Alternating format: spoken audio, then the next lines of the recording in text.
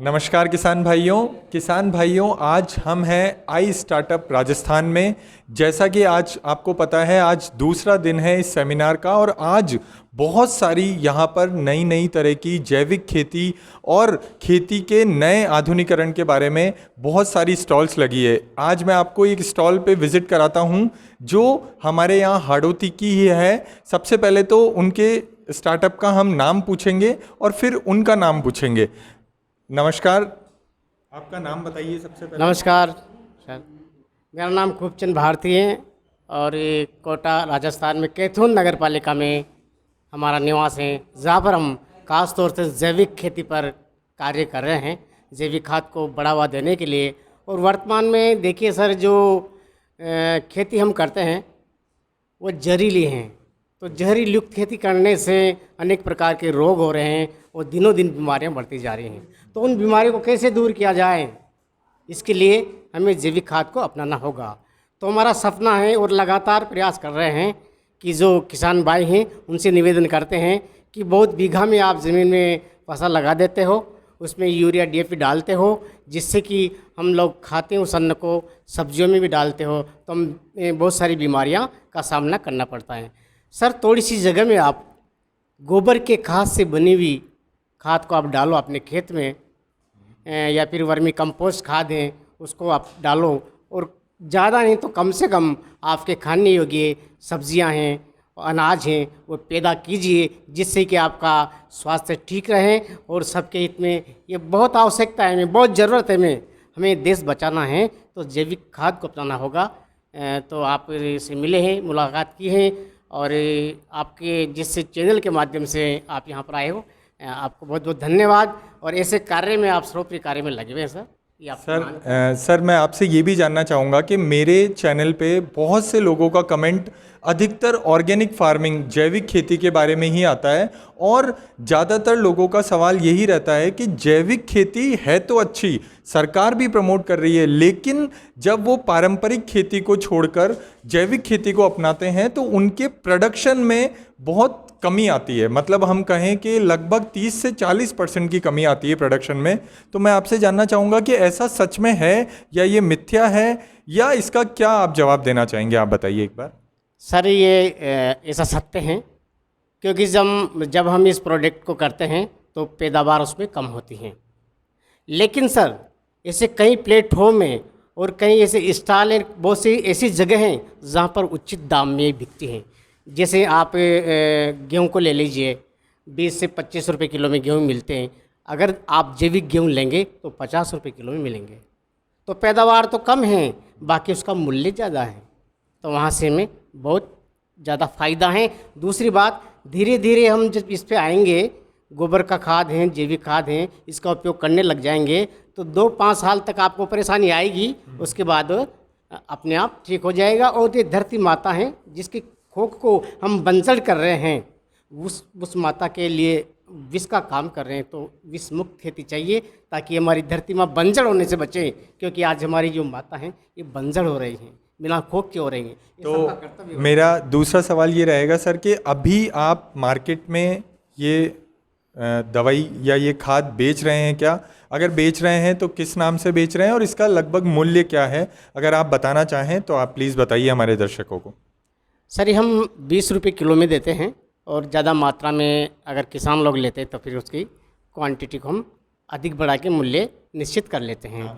जैविक, कोटा जैविक के नाम से हैं। कोटा जैविक के नाम जी, कोटा जैविक। तो दोस्तों, मेरा भी आपसे कमिटमेंट है। वैसे हमारी ऐप आप डाउनलोड कर लीजिए प्ले स्टोर से, अनाज के नाम से। 15 अप्रैल से हम ऑपरेशंस चालू करने वाले हैं। तो मैं आज सर के परमिशन से ये बोल रहा हूँ कि हमारी ऐप पे भी आपको सर का कोटा जैविक खाद जो है वो मिलेगा। रेट्स हम और ज़्यादा डिस्काउंटेड रेट्स में आपको देने की कोशिश करेंगे, वो आपको ऐप के माध्यम से पता चल जाएगा। अब हम आपको प्रोडक्ट के बारे में बताते हैं कि किस तरीके के ये दिखता है और इसका क्या क्या, कौन कौन सी फसल में हम डाल सकते हैं। तो आइए सर, हम चलते चलते बात करते हैं और आप थोड़ा सा प्रोडक्ट के बारे में बताइए। देखिए सर, सबसे पहले ऐसी खेती हम करते हैं जो कि कम लागत हो और अधिक मूल्य में मिले। उस लोग को तो खेती करते नहीं है, बाकी हम प्रोत्साहित करते हैं। जैसे पुदीना है सर, जैविक खाद से तैयार किया हुआ है। पहले बात तो हम जो लोग सर गिलास होते हैं, जो भी प्लास्टिक की थैलियाँ होती हैं, उन सबको बाहर फेंक देते हैं।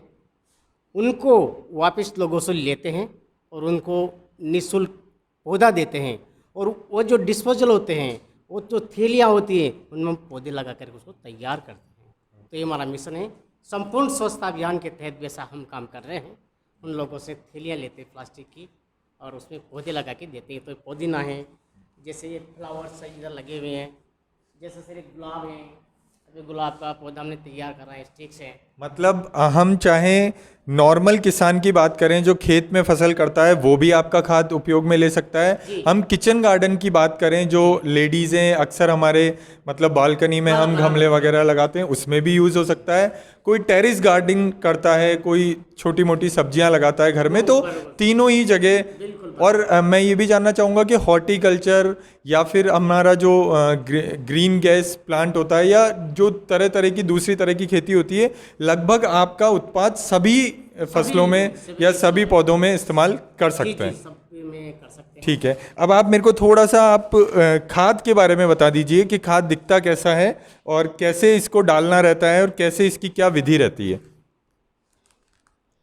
ये जैविक खाद हमने तैयार किया है। थोड़ा सा जूम करके बता पास में। ये क्या होता है, जो गोबर होता है हमारा, गाय का गोबर जो होता है, उसको हम थोड़ा गड्ढा करके उसमें डालते हैं और इसको करीब 6 महीने तक खुला इसमें पानी डाल के छोड़ देते हैं। इसमें नीम की पत्तियाँ डाली जाती हैं और भी अनेक प्रकार की, जो पतझड़ में पत्तियाँ बेकार नीचे हो जाती हैं, उन पत्तियों को हम इकट्ठा करके इसमें डालते हैं और इसको 4-5 महीने तक हम उसको पानी डाल के पानी छोड़ देते हैं, उसको गलने देते हैं। धीरे धीरे इसमें ऑटोमेटिक जीवाणु बनने लगते हैं और इसकी उर्वरकता मजबूत हो जाती है। फिर उसको बाहर निकाल के और अच्छे प्रकार से इनकी छनाई करके और इसको हम इसको पैदावार योग्य हम बना देते हैं इसको।